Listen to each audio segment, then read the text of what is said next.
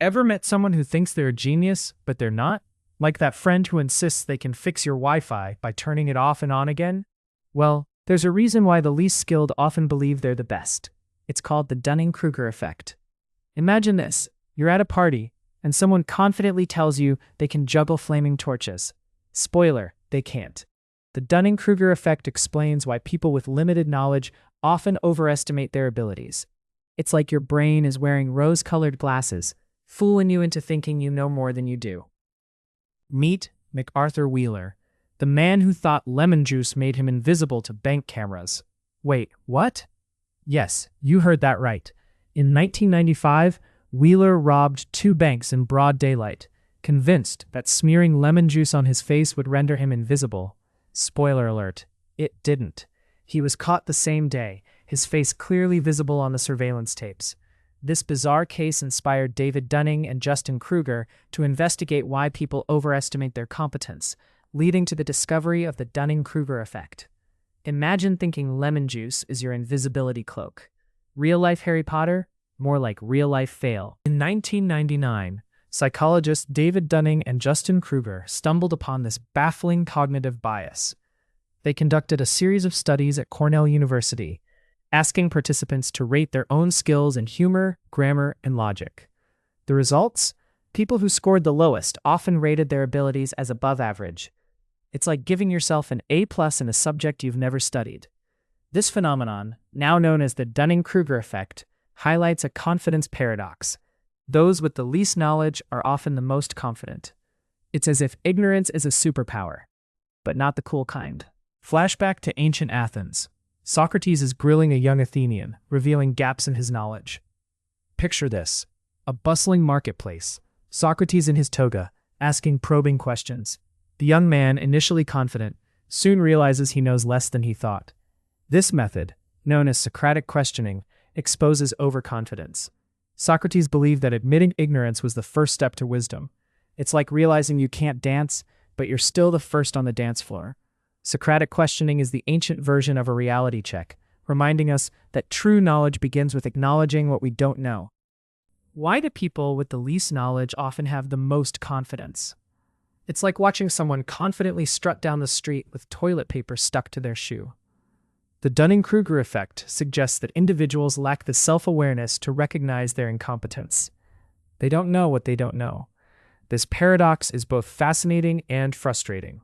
It explains why your uncle insists he's an expert on everything from politics to quantum physics, despite never having opened a textbook.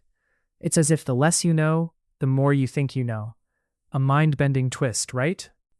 Overconfidence isn't just a modern issue. It's been part of human nature for centuries. From ancient generals marching into unwinnable battles to explorers setting sail without maps, history is full of overconfident blunders. Take the infamous charge of the Light Brigade, a disastrous military maneuver during the Crimean War.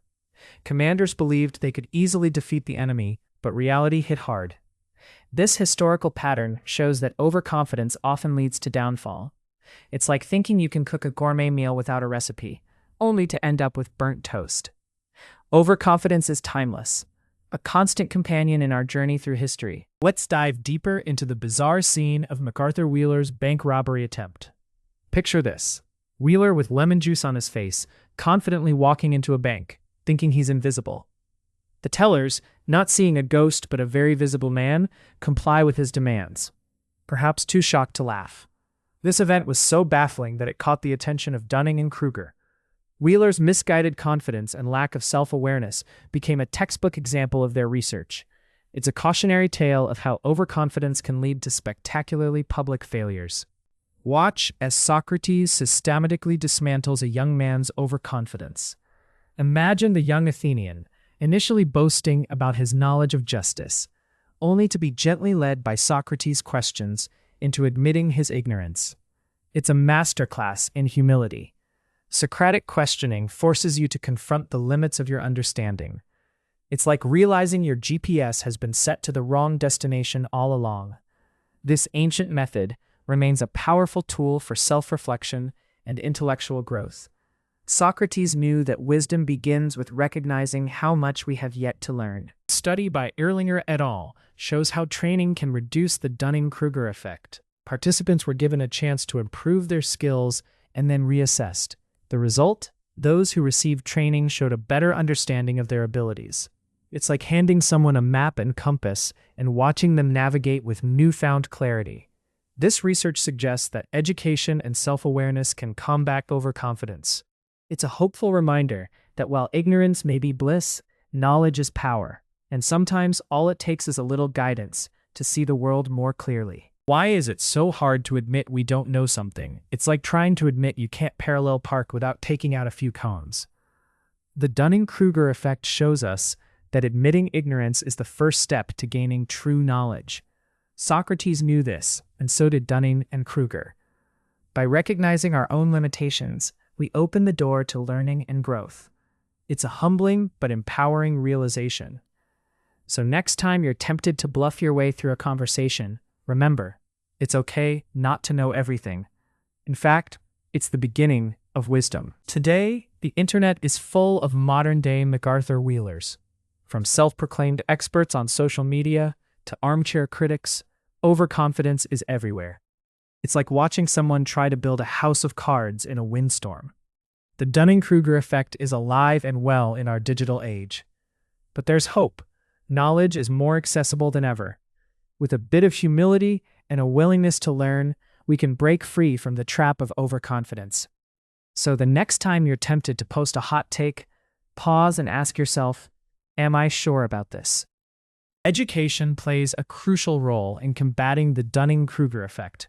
Schools and universities are tasked with not just imparting knowledge, but teaching students to think critically. It's like giving someone not just a fish, but a fishing rod and a map of the sea. By fostering curiosity and encouraging questioning, educators can help students recognize the limits of their knowledge. It's a lifelong journey, one that requires humility and a willingness to learn. Education is the antidote to overconfidence, a beacon of light in the fog of ignorance. Self-reflection is a powerful tool against overconfidence. It's like looking in a mirror and seeing not just your reflection, but the person you aspire to be. By regularly assessing our own abilities and knowledge, we can develop a more accurate self-perception. This process requires honesty and courage, but the rewards are immense. Self-reflection allows us to grow and improve, to turn weaknesses into strengths. So take a moment to pause, reflect, and ask yourself, what do I really know? It's a simple question with profound implications. So, ever met someone who thinks they're a genius, but they're not? The Dunning-Kruger effect reminds us that overconfidence is a universal human trait.